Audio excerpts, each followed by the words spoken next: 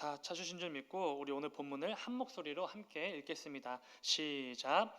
여호와의 말씀이 사무엘에게 임하니라. 이르시되 내가 사울을 왕으로 세운 것을 후회하노니 그가 돌이켜서 나를 따르지 아니하며 내 명령을 행하지 아니하였음이니라 하신지라. 사무엘이 근심하여 온 밤을 여호와께 부르짖으니라. 아멘. 아멘. 잠시 기도하겠습니다. 하나님께 드려진 예물입니다. 최대창 구봉준 성도 가정에서 1,000번째 예물 드렸습니다. 최den승 김윤경 지사님 가정에서 주연이 한이가 1,000번째 예물 드렸습니다. 기도하시겠습니다. 사랑하는 주님, 감사합니다. 아버지, 이 저녁에도 우리에게 예배의 자리를 허락하여 주시고 또 주님 앞에 나아올 수 있는 그 은혜를 허락하여 주시니 주여 진정으로 감사드립니다. 아버지, 이 밤에도 우리를 향한 하나님의 그 말씀 가운데 담긴 하나님의 그 음성과 메시지를 분명히 깨달아 알아 우리의 삶을 점검하고 또 우리의 삶을 하나님께서 기뻐 여기실 만한 그러한 모습으로 빚어나가는 우리 모두가 되게 하여 주시옵소서. 이 밤에 선포되어진 그 말씀을 통하여서 우리에게 허락된 그 은혜들을 아버지 꼭 붙들고 또 삶의 자리로 나아가는 우리가 되게 하여 주시옵소서. 또한 아버지 또 예물을 위해서 기도합니다. 최대선 김윤경 지사님 가정을 위해서 기도합니다. 아버지, 이 가정 가운데 하나님께서 허락해 주신 그 기도의 제목들이 있습니다. 특별히 또 우리 귀한 자녀들이 학업을 위해서 또 열심히 애쓰고 또 수고하고 있습니다. 아버지, 그 가정 가운데 하나님의 그 기쁨이 되기 위해서 애쓰는 가정 가운데 어떤 놀라운 복이 임하는지 어떤 역사를 경험할 수 있는지 분명히 경험하는 가정 될 수 있도록 인도하여 주시옵소서. 또한 최대창 구본중 성도 가정을 위해서 기도합니다. 아버지, 이 가정 가운데 하나님께서 허락해 주신 그 기도의 제목들 허락해 주신 분도 하나님이신 줄 믿습니다. 그렇기에 이 기도의 제목들 가운데 응답해 주실 분도 하나님이심을 믿고 기도하며 나아가는 그 어머니의 기도가 있습니다. 아버지의 그 기도의 부름을 주님 기억하여 주시고 속히 응답하여 주시옵소서. 그래서 이 가정 가운데 하나님을 향한 그 믿음과 예수 그리스도를 영접하는 놀라운 역사를 맛보고 경험하는 귀한 아버지 역사를 체험할 수 있도록 인도하여 주시옵소서. 주님 감사합니다. 거룩하신 예수님의 이름으로 기도드렸습니다. 아멘. 함께 읽으신 말씀을 가지고 후회하시는 하나님, 이런 제목으로 함께 말씀을 나누어 보도록 하겠습니다. 여러분들은 아마 이 어린 시절부터 이제 교회를 다니셨고 또 수차례 성경 공부를 수료하신 분들이 대부분이시기 때문에 이 후회하시는 하나님이라는 제목을 듣고 좀 이렇게 낯설게 느껴지실지도 모르겠습니다. 그런데 오늘 본문에서 하나님께서는 분명히 말씀하시지요. 내가 사울을 왕으로 세운 걸 후회한다, 이렇게 말씀하십니다. 여러분 어떻습니까? 후회하시는 하나님 어떻게 생각하십니까? 뭔가 좀 이상하지 않습니까? 이 후회가 없으신 하나님을 이렇게 잘 설명해주는 그 근거가 되는 기준이 되는 말씀들이 많이 있습니다. 그 가운데 대표적인 두 개의 구절만 좀 살펴보도록 하겠습니다. 민수기 23장 19절입니다. 하나님은 사람이 아니시니 거짓말을 하지 않으시고 인생이 아니시니 후회가 없으시도다. 어찌 그 말씀하신 바를 행하지 않으시며 하신 말씀을 실행하지 않으시랴. 아멘. 사실 이 후회가 없으신 하나님이 사실 우리에게는 더 익숙한 하나님일 것입니다. 하나님은 애초에 제한된 인간이 아니시기 때문에 절대로 후회가 있을 수가 없는 분이신데 어떻게 한낱 인생들과 똑같이 후회하시는 분으로 오늘 말씀은 묘사하고 있는가, 이런 의문이 들기도 합니다. 한 구절만 더 살펴보겠습니다. 로마서 11장 29절입니다. 이 말씀은 그 성경 공부 교재에도 굉장히 자주 인용되는 말씀이기도 합니다. 하나님의 은사와 부르심에는 후회하심이 없느니라. 아멘. 마찬가지로 이 하나님은 모든 것을 다 아시는 전지전능하신 하나님이시기 때문에 각 사람에게 허락하신 그 모든 은사와 부르심에 있어서 당연히 그리고 절대로 후회가 없으신 분이십니다. 이게 우리가 믿는 하나님이시지요. 그리고 우리에게 익숙한 하나님이십니다. 그렇다면 오늘 본문에서처럼 후회하시는 하나님, 이런 말씀을 우리에게 허락해 주신 이유가 무엇인가, 이 부분이 좀 중요할 것입니다. 우리가 잘 아는 것처럼 당연히 성경에는 오류가 없습니다. 그렇기에 성경 구절들끼리 상충되거나 충돌할 일이 당연히 없는 것이지요. 전지전능하신 성령 하나님의 감동하심으로 기록된 책이 당연히 오류가 있을 수가 없습니다. 그렇다면 이 부분을 좀 중요하게 여겨야 될 것입니다. 후회가 없으신 하나님께서 왜 마치 후회하시는 것처럼 오늘 본문은 묘사하는가라는 부분입니다. 이 부분을 통해 우리에게 반드시 전하고자 하시는 메시지가 있을 것입니다. 이 저녁에는 이 부분에 대해서 함께 나누어 보려고 합니다. 이 시간에도 잘 집중하셔서 하나님의 후회가 담긴 오늘 본문 말씀을 통해 우리에게 무엇을 깨닫게 하시고자 하시는지 귀 기울이는 귀한 저녁이 되기를 간절히 소망합니다. 우리는 먼저 하나님께서 사울의 어떤 모습 때문에 후회하셨다라고 말씀을 하셨는지를 알아야 할 것입니다. 오늘 본문을 다시 한번 읽어보면 이렇습니다. 10절과 11절입니다. 여호와의 말씀이 사무엘에게 임하니라. 이르시되 내가 사울을 왕으로 세운 것을 후회하노니 그가 돌이켜서 나를 따르지 아니하며 내 명령을 행하지 아니하였음이니라 하신지라. 사무엘이 근심하여 온 밤을 여호와께 부르짖으니라. 아멘. 하나님께서 사무엘 선지자에게 말씀하십니다. 내가 사울을 왕으로 세운 것을 후회한다.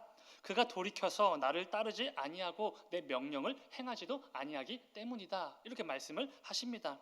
사울이 하나님의 뜻을 따르지 않고 하나님 명령에 순종하지 않았기 때문에 지금 하나님께서 내가 후회한다 이렇게 말씀을 하시는 것이지요. 오늘 본문 앞에는 사울이 아말렉과 전쟁을 벌이는 사건이 등장합니다.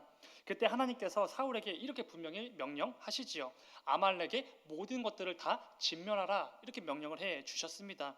나라 간에 전쟁이 벌어지면 그래도 아이들은 살려두는 게 예의입니다. 그리고 좋은 전리품들을 남겨두고 취하는 게 당연히 마땅한 일이었습니다. 이게 일반적인 것이지요.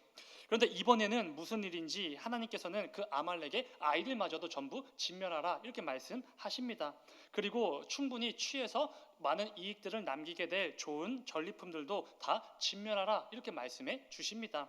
사실 그 이유는 이렇습니다. 이스라엘 백성들이 출애굽할 당시에 이 출애굽을 한 후에 광야 길을 걸어갈 때에 이 길을 지나가야 하는데 이 아말렉 족속이 그걸 허락해 주지 않았습니다. 너희가 뭔데 우리 땅을 지나가느냐 해서 반대해서 결국 굉장히 먼 길로 돌아갔던 경험이 있습니다.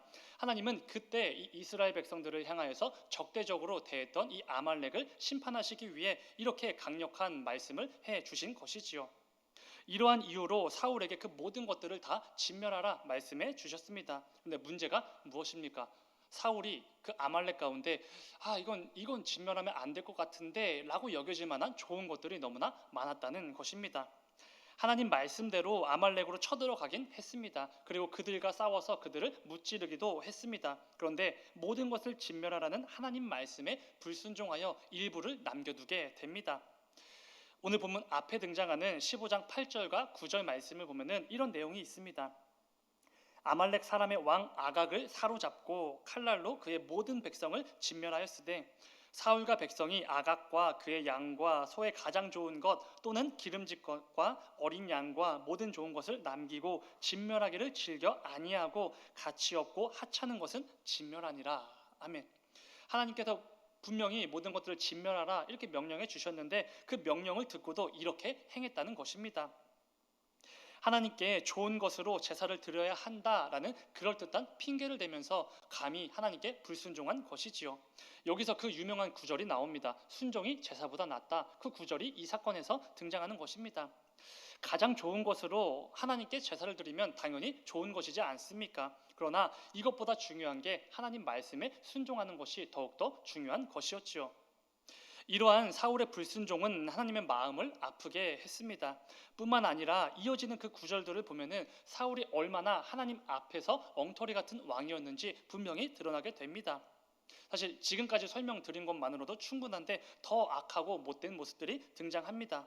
오늘 본문 바로 뒤에 이어지는 12절 말씀을 보겠습니다. 사무엘상 15장 12절입니다.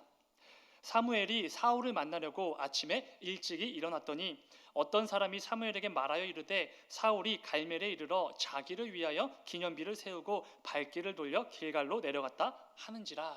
아멘. 담겨 있으면 안 되는 메시지가 담겨져 있지요. 사울이 감히 자기를 위하여 기념비를 세웠다 이렇게 말씀합니다. 이것은 사울이 철저하게 하나님을 떠나 자기 마음대로 살고 있었구나라는 분명한 증거가 됩니다. 기념비는 어떤 왕이나 장수가 큰 공을 세웠을 때 그를 기리기 위해서 세우는 것입니다. 이 기념비를 보면서 모든 사람들이 그 사람을 인정하고 칭찬하게 되는 것이지요. 그런데 사울은 지금 자기를 위해 기념비를 세웠다라는 것입니다. 이는 곧 자신이 행한 그 모든 일들, 그 모든 업적들이 하나님이 아니라 자기의 능력, 자기의 지혜로 했다라는 것을 고백하는 것과 다른 게 없는 것이지요. 하나님이 아니라 자신이 했다고 말도 안 되는 착각에 빠진 것입니다. 사실 이 하나하나 따져보면은 사울이 세운 업적들은 위대한 업적들이 당연히 맞습니다. 이방 민족들과 싸워서 이스라엘을 지켜냈고 그 가운데 많은 전리품들도 취했습니다.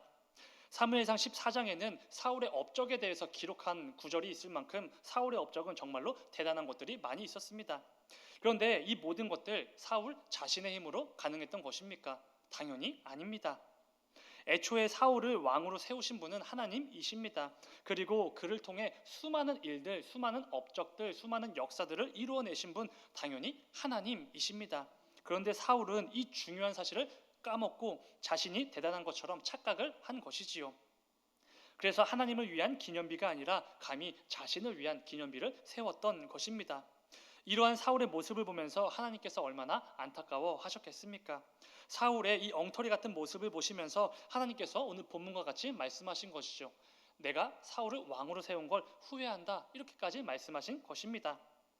이제 우리는 하나님이 이 사울의 어떤 모습 때문에 후회하셨는지를 알게 되었습니다. 그렇다면 지금부터는 후회하는 법이 없으신 그 하나님께서 왜 굳이 후회한다라는 말씀을 우리에게 기록해서 주셨는지 그 부분에 대해서 나누어 보도록 하겠습니다. 그 전에 우리는 사람의 후회와 하나님께서 하시는 후회의 이 차이점을 분명히 알아야 할 것입니다. 이 구분이 있어야지 하나님께서 후회하셨다라는 그 말씀에 담긴 메시지를 정확히 이해할 수 있습니다. 기본적으로 우리 사람이 하는 후회는 죄나 잘못에 의해서 이렇게 우리에게 느껴지는 하나의 감정과도 같습니다. 어떤 죄를 짓거나 잘못을 행하고 나서 그것을 뒤늦게 깨달았을 때 느껴지는 감정, 그게 바로 후회인 것이지요. 인간 기준의 후회입니다. 그러나 하나님의 후회는 그런 게 아닙니다. 하나님께서는 죄로부터 자유로운 분이시기 때문입니다. 애초에 그 문장 자체가 성립이 안 되지요. 그렇기에 하나님의 후회는 이런 의미를 가지고 있습니다. 자신의 주권과 목적에 따라서 언제라도 그리고 어떤 방향으로라도 자기 마음대로 얼마든지 바꾸실 수 있는 분, 이게 바로 하나님의 후회에 담긴 의미입니다. 예를 들면 이런 것일 것입니다. 하나님은 자신의 목적을 따라서 한 사람을 향해 긍휼을 베푸실 수도 있고 그 긍휼을 한 번에 거두어 들이셔서 심판과 재앙을 내리실 수도 있는 것입니다. 이게 바로 하나님의 후회인 것이지요. 원래 가지고 계시던 계획을 자신 마음대로 언제든지 다시 바꾸실 수 있는 분, 그게 바로 하나님이십니다. 이게 바로 후회라는 단어를 통해 하나님이 어떤 분이신지를 드러내시는 부분입니다. 그리고 우리 인간의 후회와 전혀 다른 하나님의 후회인 것이지요. 그렇다면 하나님께서 사울을 왕으로 세운 것을 후회하셨다라고 우리에게 말씀하신 이유가 무엇이겠습니까? 결론부터 말씀드리면 사울이 그 모든 죄에서 돌이켜 다시 하나님께 돌아오도록 하기 위함입니다. 이것은 우리가 너무나도 잘 알고 있는 사실이죠. 하나님의 말씀을 들은 사무엘 선지자가 사울 왕을 찾아가서 이렇게 말합니다. 사무엘상 15장 23절. 이는 거역하는 것은 점치는 죄와 같고 완고한 것은 사신 우상에게 절하는 죄와 같음이라. 왕이 여호와의 말씀을 버렸으므로 여호와께서도 왕을 버려 왕이 되지 못하게 하셨나이다 하니. 그러니까 하나님께서 후회하심으로 그 결과가 지금 이 말씀이 선포된 것입니다. 사울은 더 이상 왕으로서 이 역할을 못하게 될 것이다 라는 이 말씀을 선포받은 것이지요. 하나님께서 이 말씀을 사무엘을 통해서 사울 왕에게 전하신 이유가 무엇이겠습니까? 내가 정말로 너를 버려서 너가 정말 아무 쓸모짝에도 없으니까 그냥 버리고 비참하게 살아가게 냅두겠다, 이런 의미였겠습니까?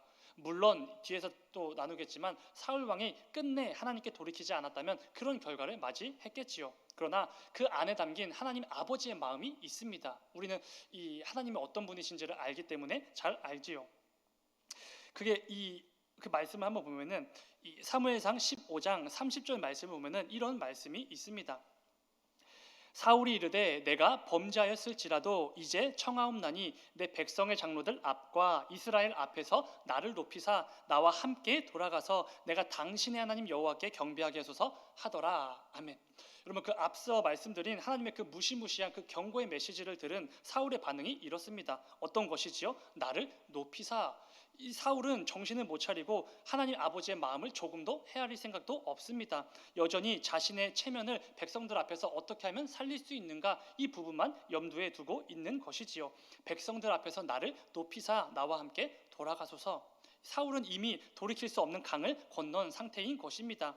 그가 다시 이전처럼 겸손한 모습으로 하나님께 돌아올 희망이 보이지 않는다라는 것을 여기서 알 수 있는 것이지요.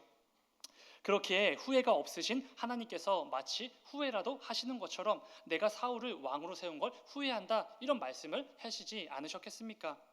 그러나 앞서 나눈 것처럼 하나님의 후회에는 이런 의미가 담긴 것이지요. 지금이라도 돌이켜 내게 돌아오면 내가 너를 살려주리라, 이런 하나님 아버지의 마음이 담겨져 있는 것입니다. 하나님은 죄로 가득한 이스라엘 백성들을 보시며 때로는 맹렬한 진노와 또 맹렬한 심판을 내리시기도 합니다. 그리고 엄히 경고하실 때도 있지요. 그러나 이것은 더 이상 그들을 사랑하지 않으셔서가 절대로 아닙니다. 그들을 포기하셔서가 절대로 아니지요. 전부 없애버리시기 위함도 아닙니다. 이렇게라도 해서 이 무시무시한 경고의 메시지를 듣고서 그들이 자신들의 죄를 깨닫고 돌이켜 하나님께 돌아오도록 하시기 위함입니다. 이것이 구약 성경에 계속해서 반복되는 하나님의 성품이지요. 말씀 하나 같이 읽도록 하겠습니다. 요엘 2장 13절 말씀입니다. 함께 읽겠습니다. 시작. 너희는 옷을 찢지 말고 마음을 찢고 너희 하나님 여호와께로 돌아올지어다. 그는 은혜로우시며 자비로우시며 노하기를 더디하시며 인애가 크시사 뜻을 돌이켜 재앙을 내리지 아니하시나니. 아멘. 이것이 우리가 알고 있는 하나님입니다. 백성을 향한 하나님의 맹렬한 진노, 심판에 대한 경고의 메시지가 가득 선포되어졌습니다. 그리고 나서 우리가 방금 읽었던 그 말씀이 곧바로 이어서 선포가 되는 것입니다. 이제라도 하나님께 돌아오라. 그러면 하나님의 뜻을 돌이켜 재앙을 거두시리라. 하나님께서 뜻을 돌이키시는 거, 이 부분이 바로 단어로 표현하면 하나님이 후회하셨다라는 말이 되지 않겠습니까? 맹렬한 심판의 메시지는 당연히 백성들을 돌이키시기 위한 하나님 아버지의 마음이 가득 담긴 메시지인 것입니다. 그리고 우리가 잘 알고 있는 요나서도 마찬가지일 것입니다. 역사상 가장 악랄하고 잔인했던 니느웨 사람들을 향한 하나님의 심판의 메시지가 이미 선포되었습니다. 그런데 요나가 전한 하나님의 경고의 메시지를 듣고 온 니느웨가 회개하며 하나님께 돌아오게 됩니다. 그때 하나님께서 이렇게 말씀해 주시지요. 요나서 3장 10절입니다. 하나님이 그들이 행한 것 곧 그 악한 길에서 돌이켜 떠난 것을 보시고 하나님의 뜻을 돌이키사 그들에게 내리리라고 말씀하신 재앙을 내리지 아니하시니라. 아멘. 하나님은 니느웨 백성들처럼 사울이 죄에서 돌이켜 하나님께 나아오길 바라셨습니다. 그러나 사울은 끝내 회개하지 않고 이 은혜와 긍휼과 자비의 하나님을 맛보지 못한 것이지요. 그리고 그 결과는 우리가 잘 아는 것처럼 굉장히 비참한 최후였습니다. 사랑하는 여러분, 이러한 사울의 모습을 통해 우리 역시 우리의 삶을 점검해 볼 수 있어야 합니다. 하나님께서 내가 살아가는 그 삶의 모습을 보시면서 혹시 후회하실 만한 그런 삶의 모습은 아닌지 반드시 점검해 보아야 합니다. 내가 내뱉는 말과 행동과 선택이나 어떤 판단의 모습들이 하나님 보시기에 내가 너를 성도로 세운 걸 후회한다, 이렇게 말씀하진 않으실지 두려운 마음으로 점검해 보아야 하는 것입니다. 이를 통해 혹시 내 삶 속에 하나님의 진노와 심판을 받을 만한 그런 모습들이 있다면 지금 당장 거기서 돌이켜 하나님께 다시 나올 수 있어야 하는 것이지요. 하나님께서 우리를 성도로 세우신 것을 후회하실 수 있는 것처럼 우리에게 주시기로 작정하신 그 복들을 거두어 들이실 수도 당연히 있는 것입니다. 그것은 하나님께 달린 것이지요. 중요한 것은 하나님께서 오늘 말씀을 통해 우리를 절대로 협박하시는 게 아니라는 것입니다. 진노와 심판을 받기 싫으면 똑바로 살아라, 이런 게 절대로 아니라는 것이지요. 오히려 이런 것입니다. 하나님은 우리를 언제나 그리고 여전히 앞으로도 영원히 사랑하시는 아버지가 되시기 때문에 혹여라도 하나님 아버지의 품을 떠나 하나님의 진노를 살 수밖에 없는 그런 엉터리 같은 삶을 우리가 살게 될까 봐 우리를 위해서 이 말씀을 기록해서 선포해 주시는 것입니다. 만약 그렇지 않다면 우리 같은 엉터리 같은 죄인들이 이렇게 감히 주님 앞에 나와 예배할 수조차 없었겠지요. 당치도 않습니다. 사랑하는 여러분, 오늘 말씀을 잘 기억하시고 하나님 아버지의 마음을 좀 깨닫기를 원합니다. 우리가 수시로 짓는 죄와 잘못된 모습들에서 지금이라도 돌이켜서 하나님께 다시 나아오기만 하면 그 헤아릴 수 없는 크신 은혜와 긍휼과 자비로 언제라도 우리를 맞아주시는 그 하나님 아버지가 지금도 계심을 반드시 기억하셔야 합니다. 오늘 말씀을 들으시면서 혹시 하나님께서 후회하신다고 말씀하실 만한 내 삶의 그 어떤 모습들이 떠오르신 게 있으십니까? 그렇다면 지체 없이 모두 하나님께 맡겨드리고 하나님께 돌이키는 역사가 있기를 간절히 소망합니다. 하나님께서 내가 너를 성도로 세운 것을 후회한다 라고 말씀하실 만한 우리의 삶의 부분들이 분명히 있을 것입니다. 이 시간 말씀을 붙들고 전부 다 십자가에 못 박고 다시 한번 삶의 자리로 나아가는 우리가 되기를 소망합니다. 이를 통해 사울과 같이 끝내 돌이키지 않아서 비참한 최후를 맞는 그런 어리석은 자의 모습이 아니라 밧세바와 간음한 후에 자신의 죄를 깨닫자마자 곧바로 하나님께 회개하며 돌이켰던 그 다윗과 같이 돌이킴과 회개의 역사를 마음껏 경험하는 우리 모두가 되기를 주님의 이름으로 축원을 드립니다. 잠시 기도하겠습니다. 사랑하는 주님, 감사합니다. 아버지, 우리의 연약함을 다 아시고 오늘 결단하고 또 주님께 부르짖고 다시 돌이켜서 세상으로 나아가면 또다시 하나님을 떠나서 또 죄를 지을 만한 연약함, 그 모든 것들이 우리에게 있음을 먼저 아시고 오늘 말씀을 허락해 주신 줄 믿습니다. 아버지, 우리 너무나 부족하고 또 연약하여서 수시로 하나님의 마음을 아프게 하고 하나님께서 후회하실 만한 삶을 살 때가 참 많이 있습니다. 그러나 그때마다 아버지 오늘 말씀을 기억하게 하셔서 어리석은 사울 왕의 모습이 아니라 그 자신의 죄를 깨닫자마자 즉시 회개하며 돌이켜서 하나님께 나아갔던 그 다윗의 모습처럼 그 놀라운 은혜와 그 역사가 우리에게도 있게 하여 주셨옵소서. 그래서 이 시간 우리 삶 가운데 가득했던 그 모든 악한 것들, 죄악된 그 모든 것들을 하나님께 맡겨드리고 하나님께서 기뻐 여기실 만한 그 삶의 모습들을 결단하며 삶의 자리로 나아가는 우리 모두가 되게 하여 주시옵소서. 주님 감사합니다. 거룩하신 예수님의 이름으로 기도드렸습니다. 아멘. 너희는 이렇게 기도하라. 하늘에 계신 우리 아버지, 아버지의 이름을 거룩하게 하시며 아버지의 나라가 오게 하시며 아버지의 뜻이 하늘에서와 같이 땅에서도 이루어지게 하소서. 오늘 우리에게 일용할 양식을 주시고 우리가 우리에게 잘못한 사람을 용서해 준 것 같이 우리 죄를 용서하여 주시고 우리를 시험에 빠지지 않게 하시고 악에서 구하소서. 나라와 권능과 영광이 영원히 아버지의 것입니다. 아멘. 아멘.